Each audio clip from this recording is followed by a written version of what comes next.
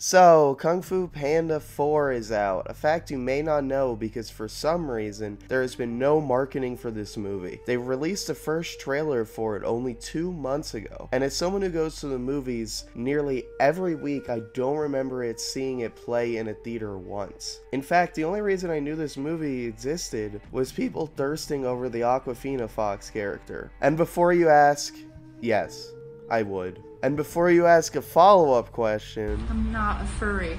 Anyway, enough thirsting. Let's talk about the movie. Kung Fu Panda 4 follows Po, played by Jack Black, of course, as he faces a new villain called the Chameleon, played by Viola Davis. The Chameleon has the ability to shapeshift into anyone, and to track her down, he enlists the help of Zhen, a streetwise thief fox, played by Awkwafina. Also, Shifu, Dustin Hoffman, wants Po to find a successor to be the next Dragon Warrior and to move on to being a Grandmaster and spiritual leader of the Valley of Peace, like Oogway was before him. But Po does not want to move on from being the Dragon Warrior because he enjoys it too much. The film is directed by Mike Mitchell, who has a mixed filmography to say the least. Here's some of the movies he directed, which includes Sky High, the first Trolls movie, the second Lego movie, Alvin and the Chipmunks Chipwrecked, and Deuce Bigelow Male Gigolo. This movie is a very predictable and safe sequel. What you assume happens based on that plot summary is exactly what happens, which honestly I was fine with. It's more of the same, but that means it's more of a fun franchise. It's like ordering something you always get from a restaurant you like off the menu. Despite its predictable plot, it's still an enjoyable movie. Kung Fu Panda is an action comedy, so how are the action in a comedy? The action is great. It's all very dynamic Jackie Chan style action with objects in the environment being used to the combatant's advantage. You know, people throwing chairs and tables and shit at each other. Great style of action for an animated movie like this. Each of the characters have a different fighting style that reflects their personality, which is fun. There's one great action scene that I really like that takes place in a precariously balanced building on a cliff where people and objects are sliding around as they move from one part to the other. There's a very similar scene in Pirates of the Caribbean 4. I don't know if this movie is ripping off that movie or if that movie is ripping off another movie, but unlike the scene in Pirates of the Caribbean 4, this one is actually good. The comedy is pretty good too. Now, there are some very predictable jokes and gags that have been in many other animated movies before. For example, they do the make a lot of noise while sneaking past someone sleeping, but the smallest noise is what wakes them up gag, which I'm pretty sure dates back to like the 1940s. That's definitely in an episode of Tom and Jerry. But despite some obvious and cliche gags like that, I was laughing quite a bit at this movie. I think that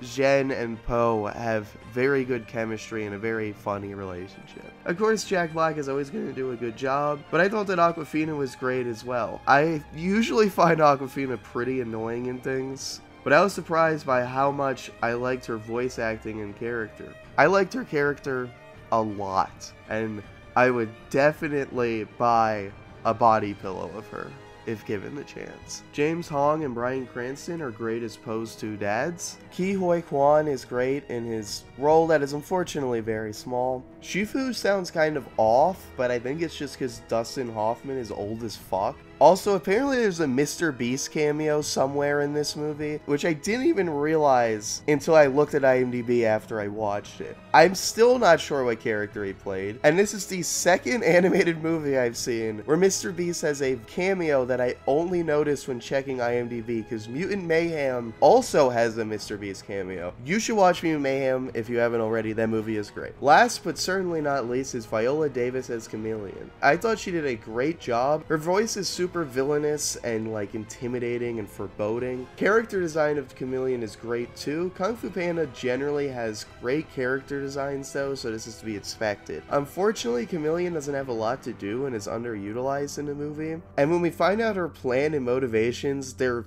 incredibly dumb and make no sense at all. Okay, before I close out, I have some miscellaneous thoughts. The movie has some beautiful landscape shots. As far as I can tell, they are 2D backgrounds and they look great. The Furious 5 are suspiciously absent from this movie. This is given the in-universe reason that they are busy. When Po explains what they're busy doing, there is a little animated scene of them off doing stuff, but they don't talk during it, which is very obviously a cost-cutting measure, as they clearly did not want to pay big money for what amounts amounts to cameos in the movie. At one point, a background character's voice line is repeated immediately right after the other. He says he's back twice in a row, and it is clearly the same recording. I don't know how that blunder slipped through editing. Anyway, those are my thoughts on Kung Fu Panda 4. It's more the same, doesn't really take any risk, and is pretty predictable, but if you like the other Kung Fu Panda movies, I think you will like this one, and I recommend watching it. I give it a 78 out of 100. Anyway, if you like this review, check out my video on Hazbin Hotel for more cartoon content. What's your favorite DreamWorks film? Let me know in the comments below, and be sure to like and subscribe for more content. Bye bye!